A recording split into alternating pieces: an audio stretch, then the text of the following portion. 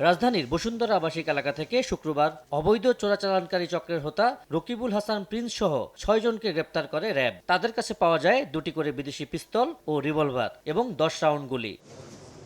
এ নিয়ে শনিবার সকালে রাজধানীর কারওয়ান বাজারের মিডিয়া সেন্টারে সংবাদ সম্মেলন করে র্যাব ২। সংস্থাটির অধিনায়ক বলেন, দীর্ঘদিন ধরে অবৈধ অস্ত্র কেনাবেচা ও চোরাচালানে জড়িত গ্রেফতারকৃতরা। সীমান্তবর্তী কয়েকটা জেলা থেকে তারা এই অস্ত্র বাংলাদেশে নিয়ে আসে। যারা অস্ত্র ব্যবহার করে তাদের কাছে বিক্রি করে অথবা ভাড়া দেয়।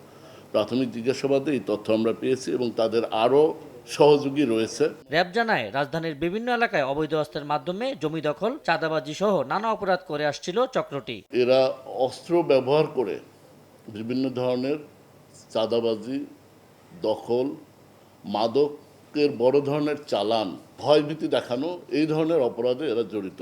গ্রেফতার প্রত্যেকের বিরুদ্ধে একাধিক মামলা রয়েছে বলেও জানায় র্যাব। চক্রের বাকি সদস্যদের ধরতে অভিযান অব্যাহত আছে। প্রত্যেকের বিরুদ্ধে এক বা একাধিক মামলা রয়েছে। আবু সাইদ নিশান, সময় সংবাদ, ঢাকা।